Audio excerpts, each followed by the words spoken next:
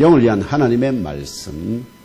원래 제가 할 때는 26절부터 38절인데, 오늘 30절에서 35절까지만 읽고, 내용을, 전체 설교는 38절까지 다 하도록 하겠습니다. 시간이 많이 걸려서 30절에서 35절만 찾아서 한 절씩 교독하도록 하겠습니다. 30절입니다. 제가 읽겠습니다. 천사가 이르되 마리아여 무서워하지 말라. 내가 하나님께 은혜를 입었느니라. 보라 네가 잉태하여 아들을 낳으니 그 이름을 예수라 하라. 그가 큰 자가 되고 지극히 높으신 이의 아들이라 일컬어질 것이요 주 하나님께서 그 조상 다윗의 왕위를 그에게 주시리니 영원히 야곱의 집을 왕으로 다스리실 것이며 그 나라가 무궁하리라. 마리아가 천사에게 말하되 나는 남자를 알지 못하니 어찌 이 일이 있으리까?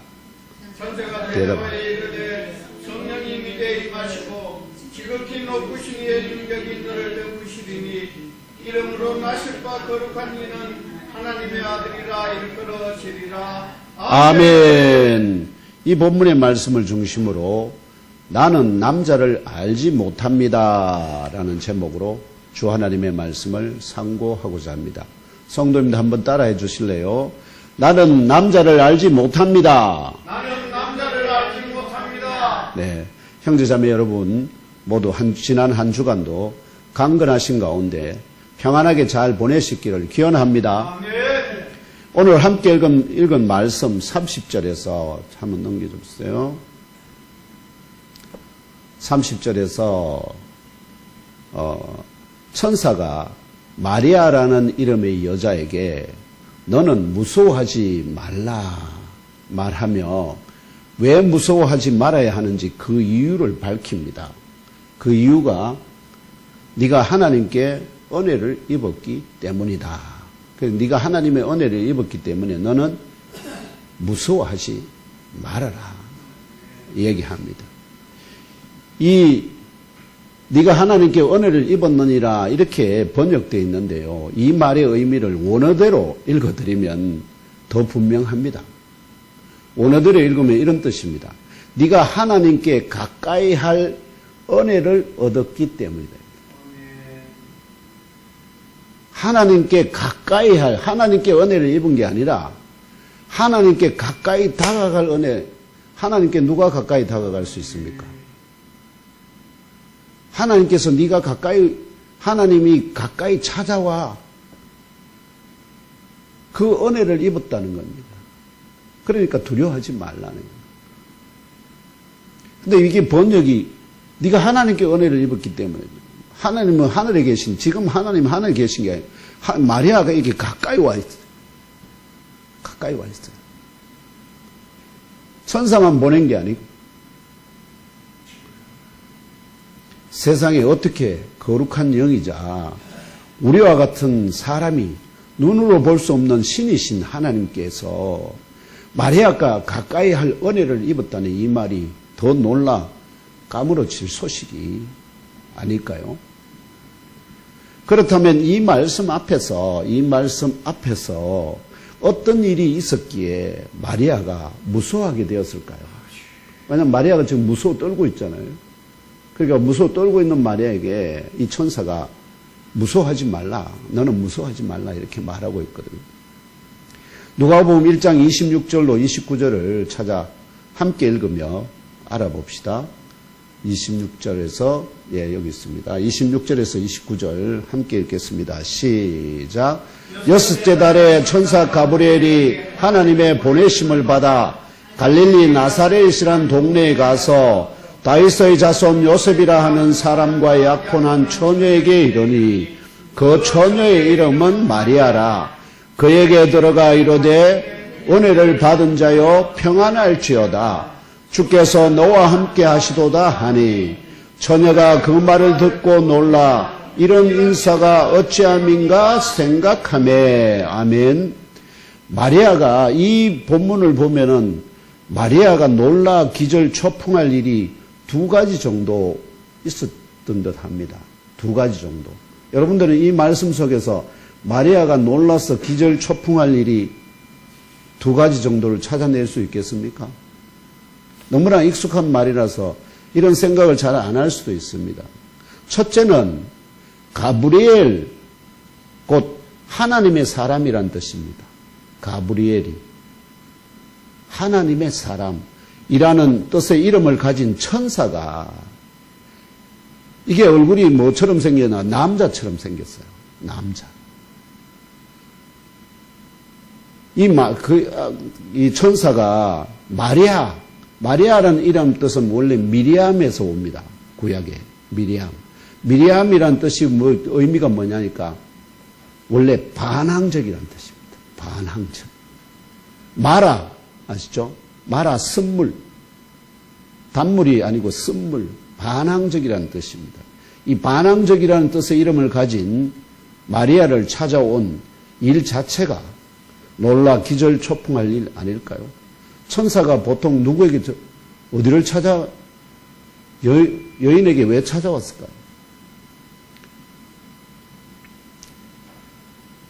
이 아무나 천사가 찾아가질 않죠. 아무나 천사를 찾아가지 않습니다. 가브리엘이 특별히 나타나는 것은 하나님께서 누구에게? 다니엘에게 메시아에 관한 메시지를 전할 때, 인자에 관한 얘기를 할 때 다니엘에게 나타납니다. 그럼 이 천사 가브리엘은 특별한 천사입니다. 그래서 주로 누구에 관한 거?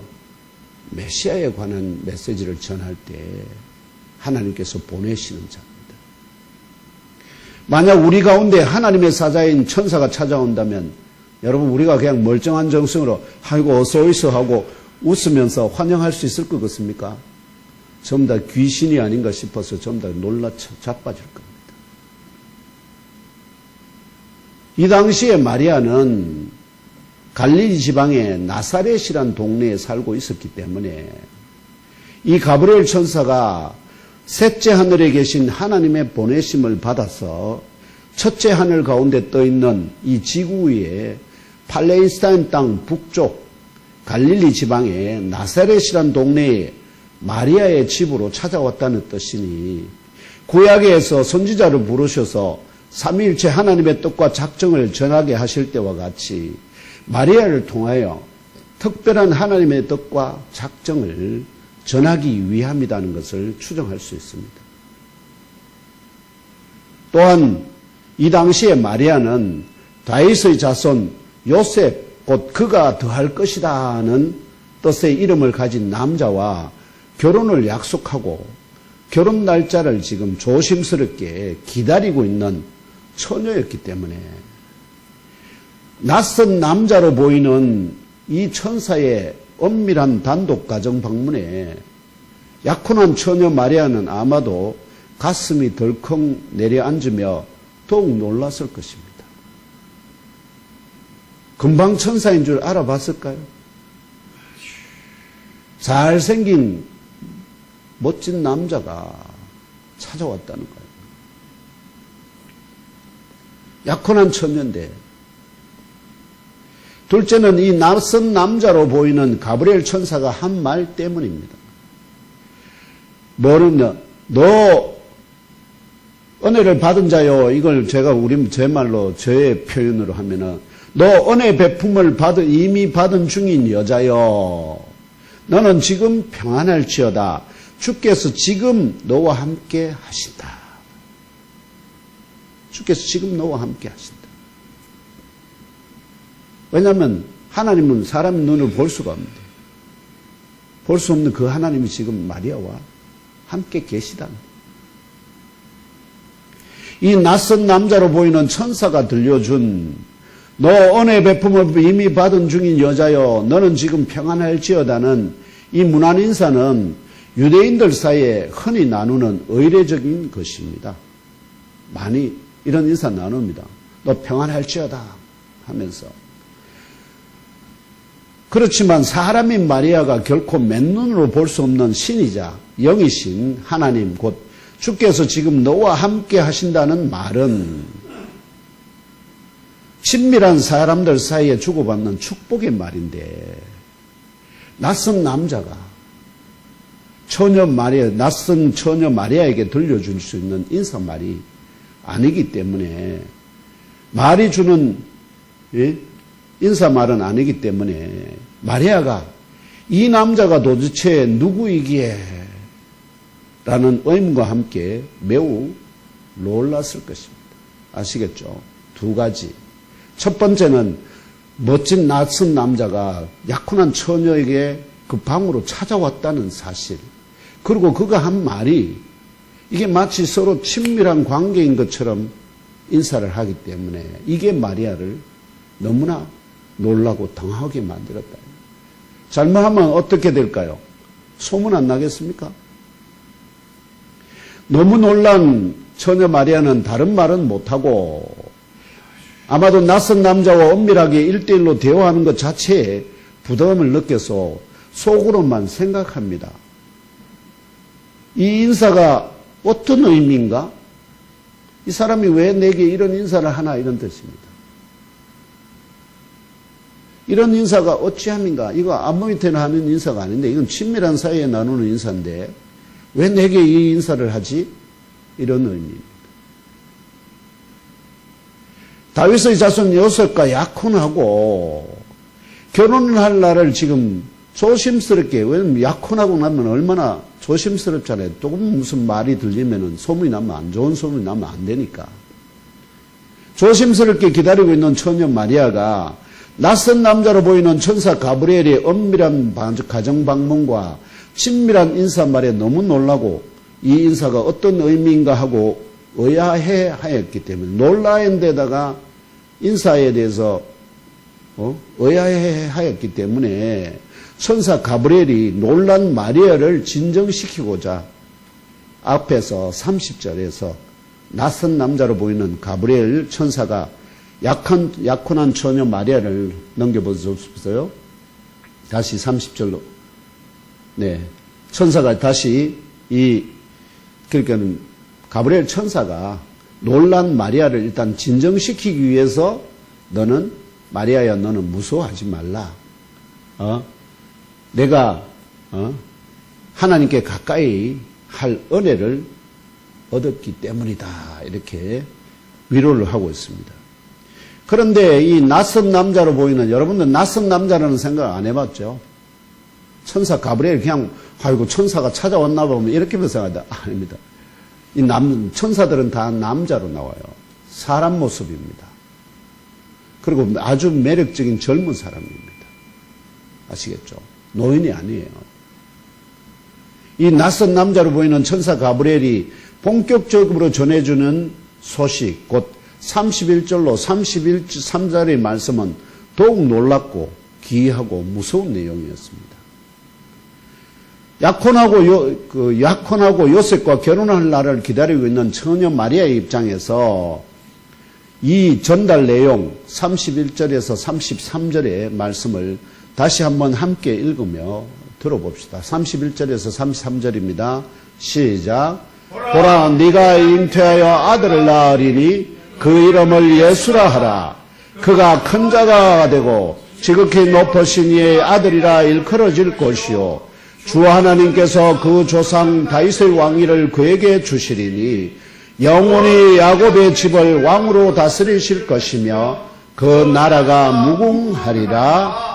아멘. 여기 지금 뭐라고 했냐? 인사도 낯선 데다가 네가 잉태하여 아들을 낳고 그 이름을 예수라 하라. 그가 큰 자가 되고 지극히 높으신 이 아들이라 일컬어질 것이요 주 하나님께서 그 조상 다윗의 왕위를 그에게 주시겠다. 그래서 영원히 야곱의 집안을 왕으로 다스리실 것이며 그 나라의 끝이 없으리라. 이렇게 예언을 합니다. 이 말을 듣고 있는 마리아가 뺑 안 돌겠습니까? 무엇이라고요? 낯선 남자가 보이는 자가 은밀하게 마리아의 가정을 찾아와서는 이상한 인사를 하는 것도 모자라서 주목하여 보라 말하면서 다음과 같이 임신을 예고합니다.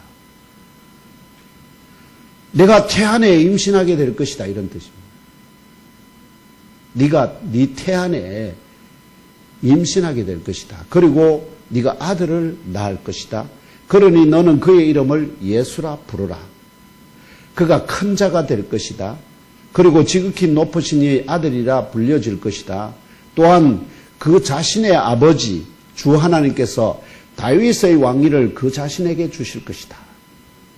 조상 다윗의 왕위가 아니라 그 자신의 아버지 주 하나님께서 다윗의 왕위를 그 자신에게 주실 것이다. 이렇게도 해석이 가능해요. 그래서 그가 야곱의 집안이 어디 뭐죠? 이스라엘을 위에서 영원히 통치하실 것이다. 그래서 그 자신의 나라의 종말이 있지 아니할 것이다. 종말이 있지 않다는 것은 영원히 계속된다는 의미입니다. 이게 제가 방금 읽어드린 이 말이 오늘을 직역해서 나온 말입니다. 이 낯선 남자로 보이는 천사 가브리엘의 기이한 아들의 수태고지와 그 예언의 말을 듣고 있던 약혼한 처녀 마리아가 여러분 같으면은 어떤 말로 반문하겠습니까? 논란 중에도 정신을 차리고 34절에 한 가지 질문을 합니다.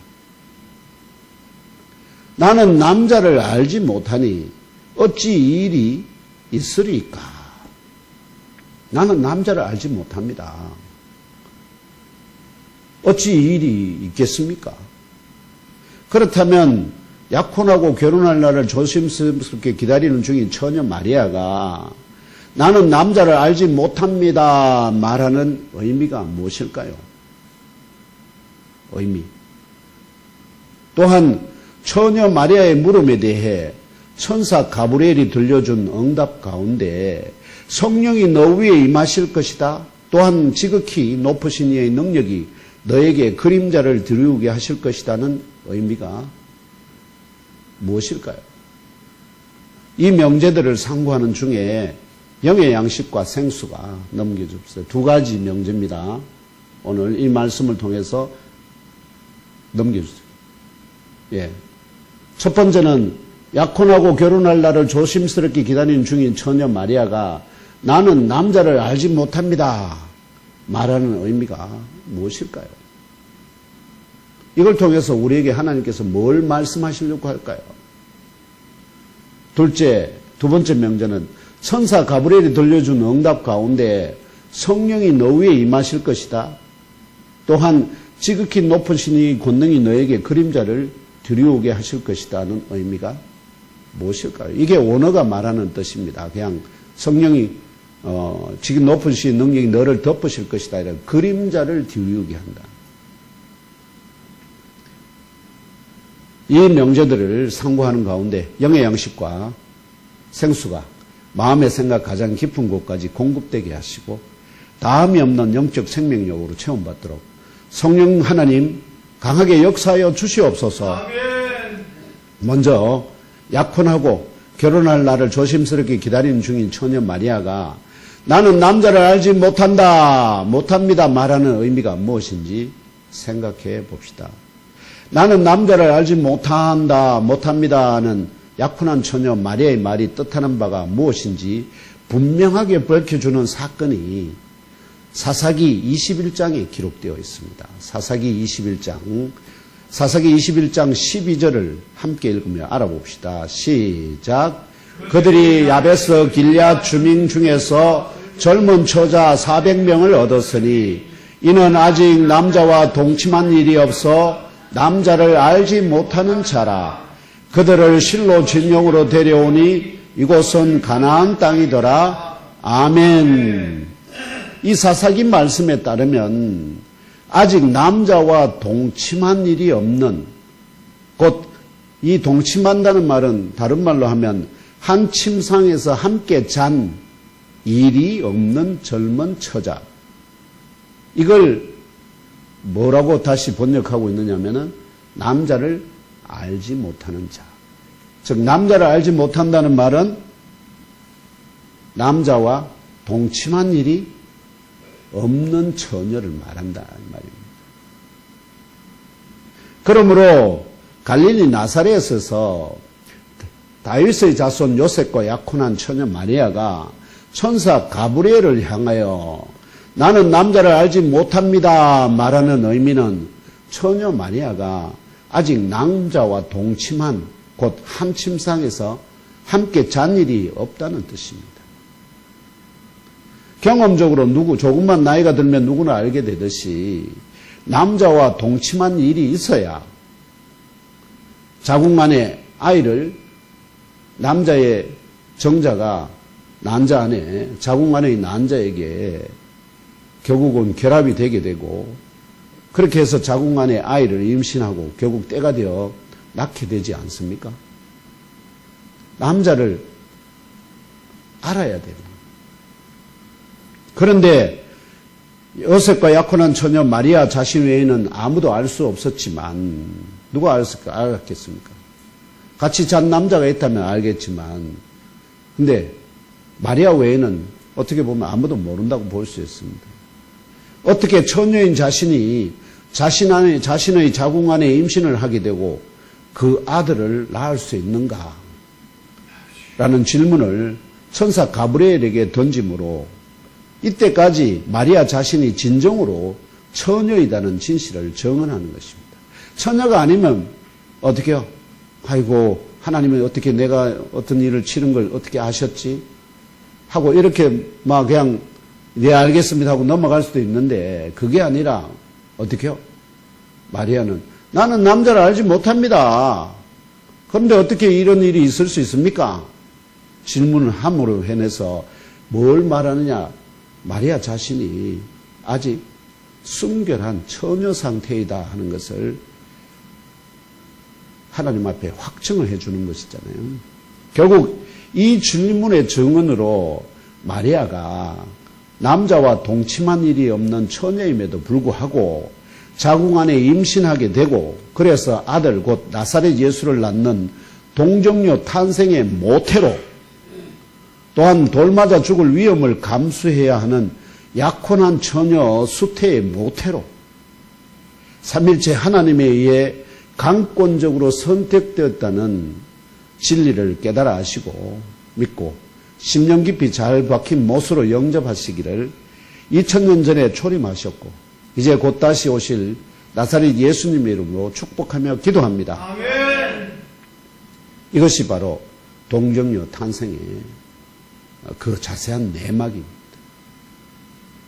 그렇다면 이제부터 처녀 마리아의 물음에 대해 천사 가브리엘이 들려준 응답 가운데 성령이 너 위에 임하실 것이다.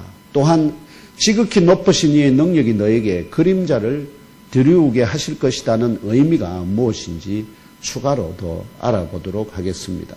먼저 여호와 삼일체 하나님께서 사람의 루하의 곧 푸뉴마를 삼일체 하나님의 형상대로 디자인하고 창조하신 후에 우리가 창세기를 계속 다루면서 사람 창조의 특별함에 대해서 여러분 말씀드렸고 하나님께서 우리의 형상을 따라 우리의 모양대로 사람을 만들고 자 이렇게 했을 때 거기에 우리의 형상, 우리의 모양은 육체에 관한 것이 아닙니다. 사람의 영에 관한 겁니다. 사람의 푸뉴마, 루아의 푸뉴마에 관합니다. 왜 제가 영이라는 말을 영혼이라는 말을 제대로 안 쓰느냐? 왜 루아우 푸뉴마라는 원어를 그냥 쓰느냐? 왜냐하면 너무나 혼돈이 많아서 영이라 하면은 그게 영이 뭔지 영혼이라 하면 뭔지 혼이 뭔지 이런 말 때문에 이미 가지고 있는 고정관념 때문에 바뀌지를 않습니다. 그래서 여러분들에게 말씀드리는 건 여러분 뭘로 기억하는 게 좋다고요? 원어대로 루아의 푸뉴마 이렇게 이해하시는 게 좋습니다. 하나님께서 우리의 형상 하나님은 삼위일체 하나님은 루하우잖아요. 루하우고 헬라어로는 푸뉴마입니다. 그 본질이. 그렇기 때문에 우리의 형상 이렇게 하는 순간에 벌써 뭐라는 거죠? 우리의 루하우, 우리의 푸뉴마를 따라서 그와 모양이 닮은 사람의 루아우, 사람의 푸뉴마를 먼저 만들고 그래 놓고 그 다음에 2장의 7절에 가면 하나님께서 뭐 합니까? 땅의 흙으로 사람의 몸을, 흙덩어리를 사람의 모양으로 만들어요. 그리고 그 흙덩어리 코에다가 뭐를 불어넣죠? 생명의 호흡을 불어넣는데 네샤마를 불어넣습니다. 호흡입니다. 숨을 불어넣는데 그게 살아서 움직입니다. 근데 예수님이나 스데반 집사의 죽음에 보면 뭐가 떠나죠? 영이 떠납니다. 푸뉴마가 떠납니다. 그럼 푸뉴마가 떠난다는 말은 떠나면 죽어버립니다. 그러면 흙덩어리 그냥 처음 디자인한 말하면 하나님이 모양을 흙덩어리로 지은 그 모양이 흙덩어리 사람 모양으로 되돌아가는 겁니다. 결국은 뭐냐면 그러면 이 코에 생기를 불어서 사람이 살아 있는 존재가 되게 했다는 것은 이 호흡을 불어넣으면서 뭐가 들어갔다는 겁니까? 루하우가 들어가고 푸뉴마가 들어갔다는 뜻입니다. 그래야 루하우가 빠져나오고 그래서 분리가 사람 몸에서 분리가 가능한 것은 뭐라? 루하우고 푸뉴마가 왜냐하면 처음부터 따로 넣었기 때문에 따로 만드셔서 넣었기 때문에 루아우 푸뉴마는 따로 만드셔서 넣었기 때문에 그래서 이렇게 훅 하고 불어 넣으심으로 이 흙덩어리가 살아있는 첫사람으로 창조되었다는 창세기 1장 26절에서 27절 그리고 2장 7절의 정언을 다시 한번 읽으며 그 의미를 생각해 봅시다. 시작. 하나님이 이르시되 우리의 형상을 따라 우리의 모양대로 우리가 사람을 만들고 그들로 바다의 물고기와 하늘의 새와 가축과 온 땅과 땅에 기는 모든 것을 다스리게 하자 하시고 하나님이 자기 형상 곧 하나님의 형상대로 사람을 창조하시되 남자와 여자를 창조하시고 여호와 하나님이 땅의 흙으로 사람을 지으시고 생기를 그 코에 불어넣으시니 사람이 생명이 되리라. 아멘. 여기 생명이라는 말은 자꾸 되게 살아있는 영이라 이런 말로 해석하면 안 됩니다. 잘못해서 번역해놨어요. 네페시 하인데 살아있는 존재 이런 뜻입니다. 살아있는 존재가 되었다. 산 사람이 되었다 이런 말입니다. 산 사람. 그럼 산 사람이 되었는데 결국은 산 사람과 죽은 사람 사이의 분별은 뭐가 결정하게 됩니까? 결국은 이 루아우, 호흡, 루아우, 또 푸뉴마가 함께 있느냐, 떠나느냐에 따라서 산 사람, 죽은 사람이 된다 하는 것을 생각해 볼 수 있습니다. 그래서 하나님께서 생기를 불어넣었다고 말씀하시지만 그 생기가 결국은 뭐라는 거죠? 루아우라는 거죠. 그래서 루아우를 때로는 바람으로도 번역을 합니다. 호흡, 이걸로도 번역합니다. 호흡을 불어넣으시. 이처럼 사람 창조의 특별함은 첫째, 절대불변의 자유의지의 루아우, 곧 푸뉴마이자 신이신 삼일체 하나님의 형상을 닮은 사람의 루아우, 곧 푸뉴마가 디자인되고 먼저 만들어집니다. 이해되시겠죠? 아까 26절에 우리의 형상을 따라 우리의 모양대로 할 때 하나님의 형상과 모양을 닮은 루아우, 푸뉴마가 먼저 디자인되고 만들어진다는 뜻입니다. 둘째, 땅의 흙으로 사람을 지으시고 그럼 흙덩어리 모양의 사람이잖아요. 거기에다가 그 코에다가 생명의 기운, 이 루아우를 불어넣는 겁니다. 그렇게 하니까 사람이 살아있었으니까 루아우가 빠져나오면 어떻게 되죠?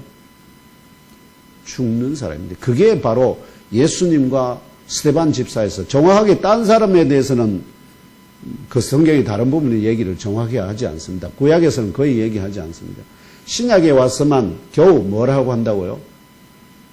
뭐가 사람이 죽으면 뭐가 떠나는지를 두 가지 경우에 대해서만 얘기합니다. 예수님이 십자가상에서 죽으실 때 어떻게요? 그 푸뉴마가 몸에서 떠났다. 스데반 집사 순교하면서 하나님 앞에 예수님한테 부탁하는 게 있죠. 예수여, 내 푸뉴마를 부탁합니다.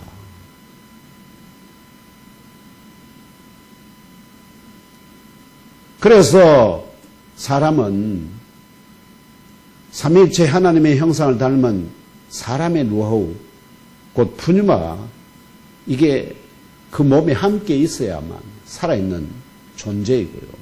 여기에다가 하나님께서 뭐를 동시에 그 몸에다 각인을 시키느냐 하면은 생육하고 번성하여 땅에 충만하라. 이 뒤에 28절 창조하시고 하나님께서 축복 명령을 주시거든요. 그 축복 명령이 어디에 새겨지느냐? 사람의 몸을 이루는 본질적인 요소. 이 세포 하나하나 그냥 세포 단위가 아닙니다. 세포도 엄청나게 많은 본질적인 요소를 가지고 있습니다. 그 근본에다가 새겨 넣었다 이 말이에요. 근본에다가.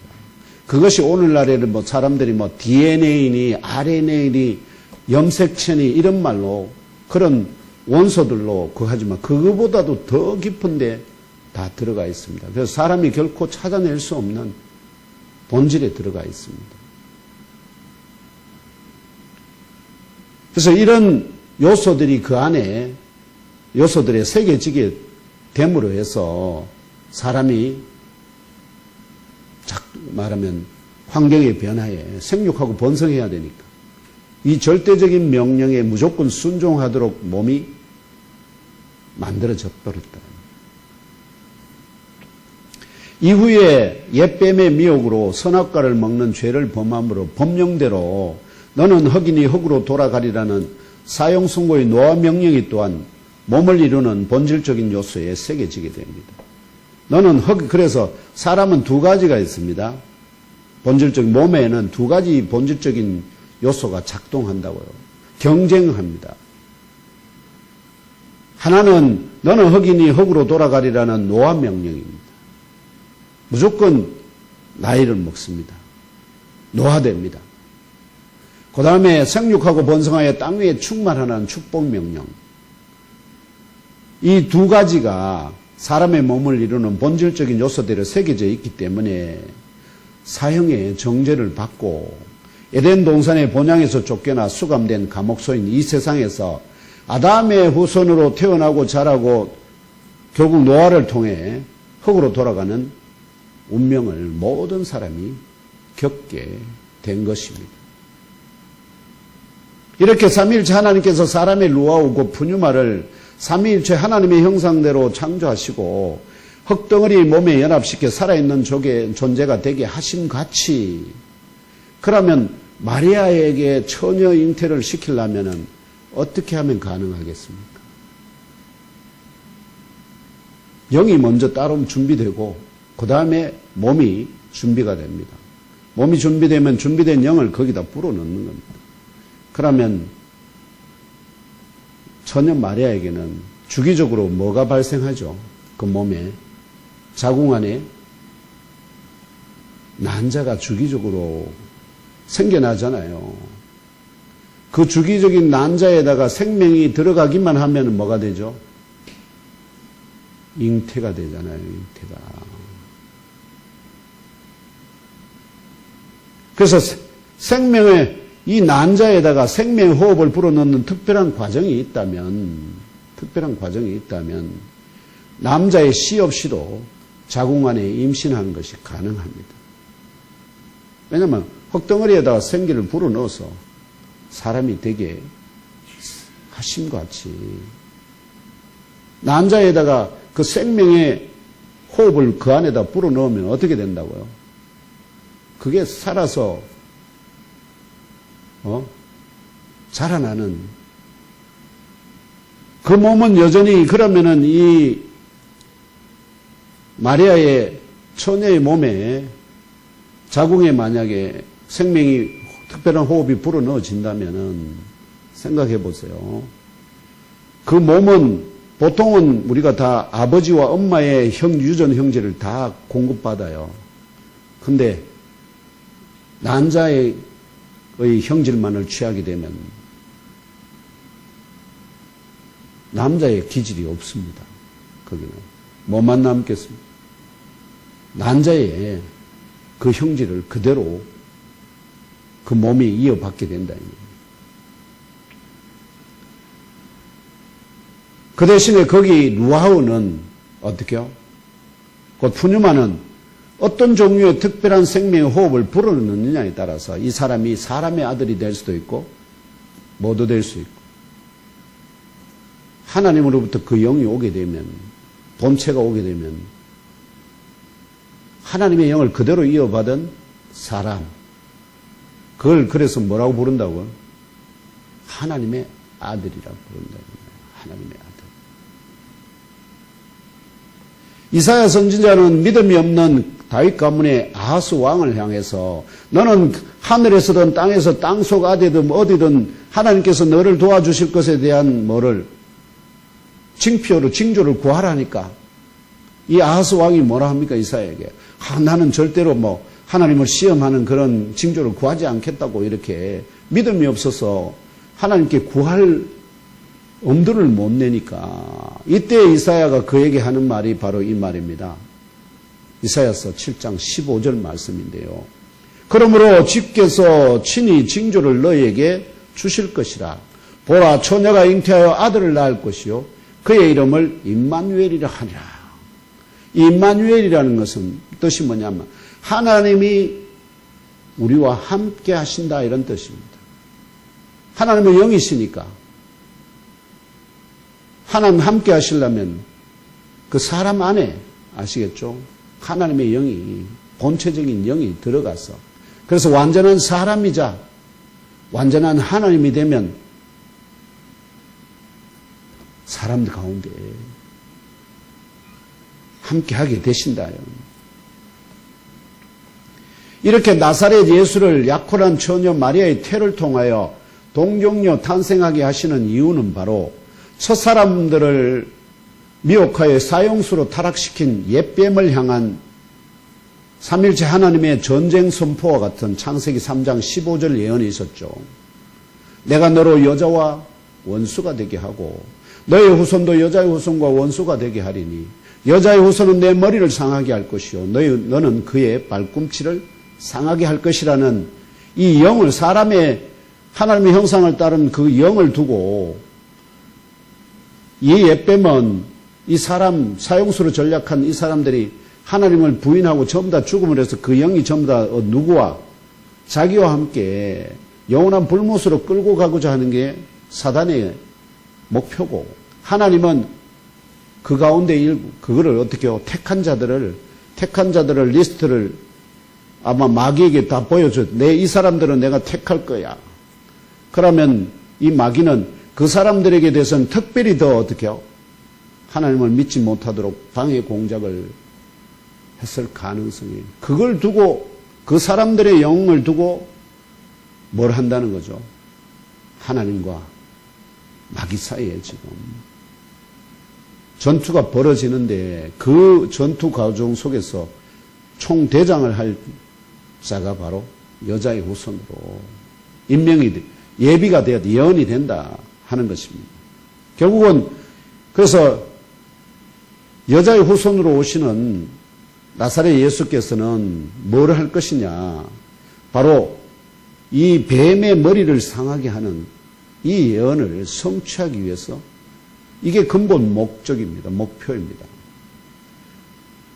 사형을 선고받고 감옥에 갇힌 사형수인 사람의 죄를 대속하여서 살려내고 그들의 영을 뭐 한다는 거죠? 영을 정결하게 씻어서 하나님 앞으로 돌아가기에 합당하게 만드는 작업을 합니다. 그리고 옛뱀의 머리를 상하게 할 것이라는 여호와 하나님의 뜻과 작정을 성취하는 것이 여자의 후손의 본질적인 사명입니다. 이스라엘의 뭐 왕이 되고 이런 거는 차후의 문제입니다. 아시겠죠? 본질적인 사명은 이스라엘이 아닙니다. 여자의 후손으로서 오시는 그분의 사명은 이스라엘을 위한 것이 아니라 뭐죠? 바로 뱀의 머리를 상하게 하는 것이 근본입니다. 근데 이스라엘은 그 예언이 그걸 말하고 있음에도 불구하고 무엇을 생각했을까요? 이스라엘을 자기 민족 가운데 최고의, 온 세계 가운데 최고의 나라로 그래서 능력, 힘 있는 영웅적인 메시아를 기대를 했다 이 말이죠. 그건 하나님의 말씀을 너무나 잘못 이해하고 잘못 가르치고 멀리 갔기 때문에 그런 일이 벌어집니다. 오늘 우리 시대 가운데도 매우 말씀이 멀리 가 있습니다. 이러한 사명을 감당하실 자로 오실 분에 대하여 첫사람 아담은 오실 자의 모형이라고 로마서 기자가 증언하는 이유는 그 모형이 결국 흙으로 돌아갈 몸이 아니라는 거죠. 그 중심이. 왜냐하면 나사렛 예수의 몸이나 아담의 몸이나 몸은 다 동일해요. 그러면 본체가 아니잖아요. 아담의 영은, 아담의 그 루아우, 푸뉴마는 하나님의 형상을, 모양을 닮은 것이지 본체가 아니잖아요. 그러면 본체가 모형이고 본체가 오려면은 하나님의 형상, 삼일체 하나님의 그 루아우, 그 푸뉴마 자체가 오셔야 한다는 것을 알게 됩니다. 그래서 루아우 그 푸뉴마가 모형이 아니라 그 모형의 본체이신 삼일체 하나님의 절대적인 자유의지의 루아우 그 푸뉴마가 흙덩어리의 사람 몸 안에 연합될 것에 대한 계시로 해석함이 옳을 듯합니다. 제가 왜 이렇게 계속 루아우니 푸뉴마니 어려운 말을 쓰느냐. 우리 현재 한글로 넘겨주고 있어요. 번역된 하나 더. 예. 이게 지금 제가 성경에 나타나는 루아우 아시겠죠? 그 다음에 신약에 나온 푸뉴마 이걸 전부 다 찾아가지고 종합 정리해서 얻은 표입니다. 만든 표입니다. 어디서 볼 수도 없습니다. 제만이 가지고 있는 거예요. 이 루아우가 성경 전체 속에서 구약 성경 전체에서 378회가 나와요. 378회가 나오는데 265회가 전부 다 푸뉴마로 번역됩니다. 그러면은 루아우는 뭐와 가장 가깝다는 거죠? 푸뉴마와 가깝다는 거죠. 근데 아네모스라고 바람이라는 뜻입니다. 진짜 자연의 바람, 아네모스. 바람으로도 몇 회, 45회나 번역된다는 것입니다. 그 다음에 푸노에, 요거는 일종의 호흡입니다. 그 다음에 콧김 비슷한 거. 그 외에 뭐 푸시케, 카르디아 뭐 이런 말, 이건 전부 다 그냥 말하면은 약간 어떤 다른 뉘앙스로 번역한 건데, 궁극적인 것은 265회, 378회 중에 265회가 푸뉴마라는, 근본적으로 푸뉴마라는 거죠, 루아우는. 그 다음에 근데 그걸 우리 한글로 개역 개정을 번역해 놓은 거 보면은 영이 110회요, 바람이 40회요, 마음이 23회, 심령이 11회, 온갖 정신없는 말로 다 번역해 놨습니다. 그럼 저걸 여러분 영이라 해야 될까요? 루아우를 영으로 번역하는 것이 옳을까요? 아니 성경 자체에서 저렇게 정신없이 많이 다르게 번역해 놨는데 어떻게 영이라는 말로 통합이 되느냐고요. 그래서 그냥 뭐 하는 게 성경 원어대로 뭐 한다는 적다는 거죠. 루아우는 그냥 루아우로, 푸뉴마는 그냥 푸뉴마로. 그렇게 해야만 통일이 되지. 이걸 영혼, 뭐 이걸로 마음, 정신, 생각, 뭐 온갖 걸로 다 번역되는데 그게 어떻게 통일이 되겠습니까? 통일이 안 됩니다. 그래서 성경이 말씀하시는 원어대로 사람에게 부여되기도 하고 떠나가는 것은 근본적으로 루아우고 푸뉴마다는 거예요. 그 외 나머지는 다 남아요. 몸에 그대로. 이 몸이 없어져야만 그게 함께 소멸됩니다. 그래서 푸뉴마도 스피릿이라는 영어로 총 287회, 신약 성경에서 푸뉴마라는 헬라어가 총 380회가 나옵니다. 그 중에 거의 비슷하죠. 378회, 380회. 영어 킹 제임스만 좀 일관성이 있고요. 나머지 뭐 NIV나 이런 거는 정신이 없습니다. 헷갈립니다. 그 말은 서양 사람들도 아시겠죠. 현대의 서양 사람들도 지금 정확하게 사람의 근본에 대해서 모른다는 거죠. 헷갈리게 번역하니까. 우리말은 좀 성령, 영, 귀신, 심령, 마음, 영혼, 기운, 중심, 작정, 바람 이렇게 중구난방으로 번역하고 있는데 여기서 어떻게 영이라는 단어로 통일이 되겠습니까? 통일이 되겠습니까, 여러분? 통일 안 됩니다. 그래서 제가 여러분 말씀드리는 거예요. 앞으로 어디 가서 사람에게서 산 사람에게는 뭐가 함께하고 루아우, 푸뉴마가 함께하고 죽은 사람은 푸뉴마와 루아우가 떠나면 죽은 사람이 된다. 그럼 나머지는 다 그 안에 있다. 그럼 그 안에 있는 게 뭔지는 죽은 사람은 뭘로 되어 있는지는 그거는 죽은 사람에 대해서 연구하고 산 사람은 항상 푸뉴마가 루아우가 함께 있느냐 없느냐에 달렸다.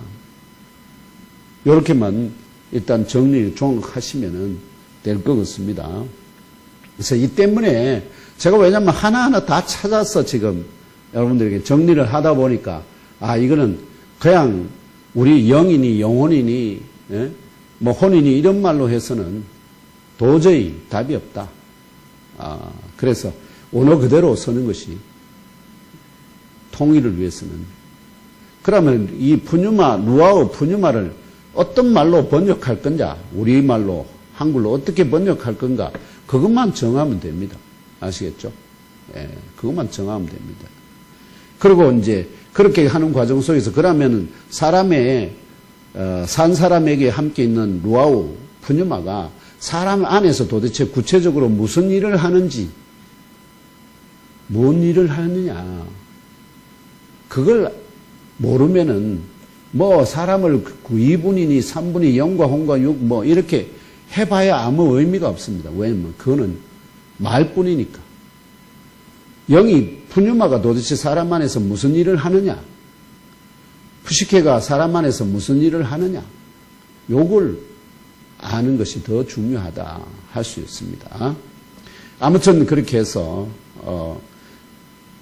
그래서 제가 말씀드린 이 삼일체 하나님의 절대적인 자유의지의 루아우 곧 푸뉴마가 본질이 흙덩어리인 처녀 마리아의 태의 자궁한 남자에 연합되게 할 것이라는 하나님의 뜻과 작정을 천사 가브리엘의 응답 곧 성령이 너 위에 임하실 것이다. 지극히 높으신 능력이 너에게 그림자를 드리게 하실 것이라는 말로 전하는 것이다.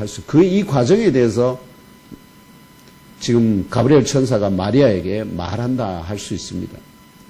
그래서 이 까닭 때문에 이런 성령이 너희 위에 임할 것이고 또한 지극히 높으신 권능이 너에게 그림자를 드리게 하실 것 이 말 때 이 구체적인 과정 때문에 나실파 거룩한 이는 사람의 아들이 아니라 하나님의 본체적인 영을 부여받아 약혼한 처녀 마리아의 태에 임신되고 자라서 하나님의 아들로 또한 여자의 후손으로 태어나시게 될 아이에 대한 수태고지였다 하는 것입니다. 그래서 이 위험한 처녀 수태고지에 대한 마리아의 응답은 38절에 나옵니다. 뭐라고 얘기하느냐? 주의 여종이오니 말씀대로 내게 이루어지이다. 믿음으로 영접합니다. 그 말씀은. 이는 곧 처녀 마리아가 믿음으로 의롭게 되었다는 징표와 같습니다. 생명을 걸어야 될 때 좋습니다. 주의 말씀대로 내게 이루어지기를 원합니다. 그렇게 자기를 던지니까 이게 아브라함이 하나님 앞에 누구를 드린 것이 이삭을 드린 것이.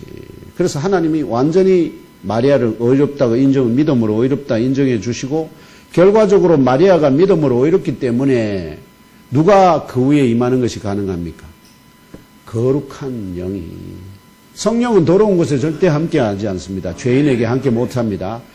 믿음으로 거룩하게 된 마리아에게 함께 그를 덮는 것이 그 위에 임하는 것이 가능하게 되었고요.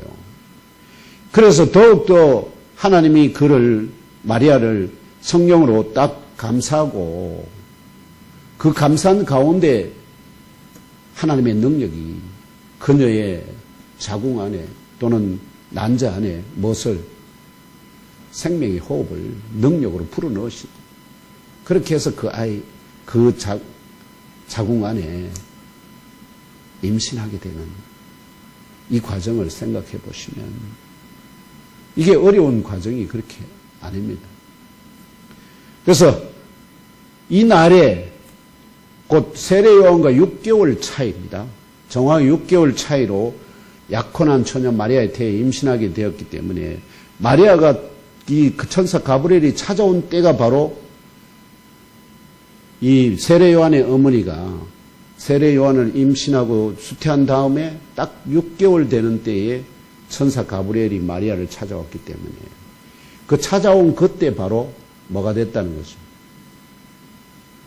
임신이 되었다 하는 것을 알 수 있습니다. 이처럼 남자의 시 없이 여자의 몸에서 바로 임신되어 자라고 태어나신 분이 바로 창세기 3장 15절에서 말하는 여자의 후손, 그분이 곧 나사렛 예수이시다는 진리를 깨달아 아시고 믿고 심령 깊이 잘 박힌 못으로 영접하시기를 곧 다시 오실 주 예수님 이름으로 축복하며 기도합니다. 아멘.